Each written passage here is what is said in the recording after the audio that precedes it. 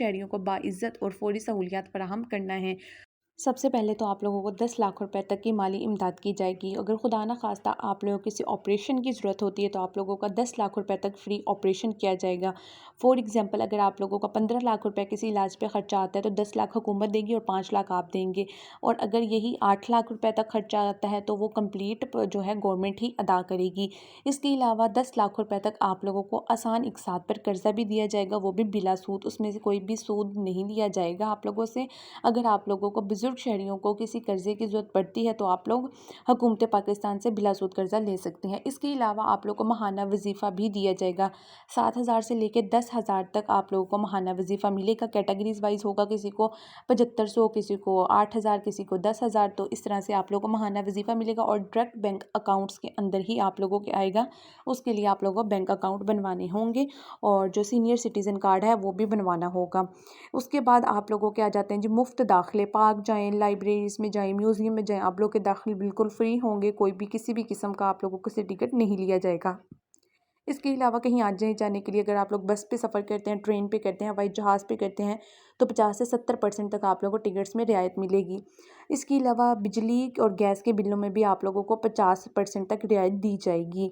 Free علاج، رہائش اور خوراک، اگر کسی نہ خدا نہ خواستہ کسی کو اولڈ ایج ہوم میں جانے کی ضرورت پڑتی ہے تو وہاں آپ لوگوں کو فری علاج ہوگا، فری خوراک ملے گی، اور رہائش کا بھی پراپر بندوبست کیا جائے گا۔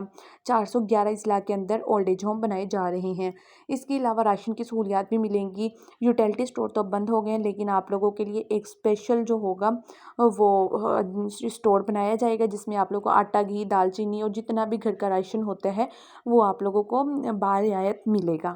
اس کے علاوہ ٹیکسوں میں بھی چھوٹ آپ لوگوں کو دی جا رہی ہے، وہ کسی بھی قسم کا ٹیکس ہے، یوٹیلٹی ٹیکس ہے، بینک کا ٹیکس ہے، یہ کسی بھی قسم کا ٹیکس ہے، وہ بھی آپ لوگوں کو اس میں رعایت ملے گی۔ صحت کی سہولیات بھی ہیں، اگر خدا نخواستہ آپ کو کوئی بیماری ہے، آپ کو کوئی علاج ہوتا ہے تو وہ اس کی بھی آپ لوگ کو فری چیک اپ ہوں گے، فری دوائیاں ملیں گی، اور ہسپتالوں میں علیحدہ سے وارڈ بھی آپ لوگوں کے لیے مختص کیے جا رہے ہیں جو کہ صرف سینئر سٹیزنز کے لیے ہوں گے۔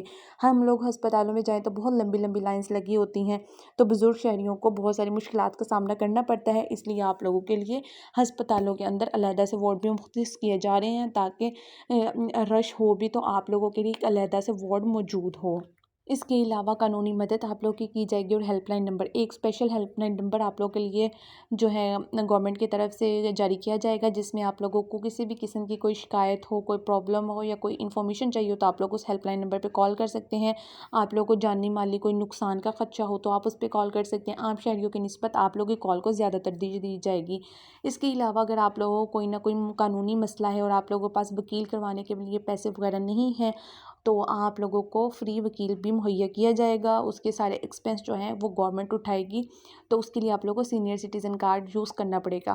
سینئر سٹیزن کارڈ کے لیے آپ لوگوں کی ایج جو ہے مردوں کی 60 سال یا اس سے زائد ہونی چاہیے، عورتوں کی 55 سال یا اس سے زائد ہونی چاہیے۔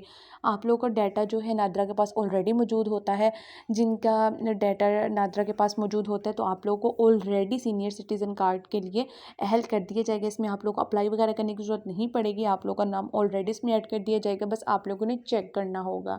مزید کوئی بھی کوسچن ہے ویڈیو کمنٹ سیکشن میں پوچھ سکتے ہیں، انسٹاگرام پہ پوچھ سکتے ہیں۔ ملتے ہیں اگلی ویڈیو میں، تب تک کے لیے اللہ حافظ۔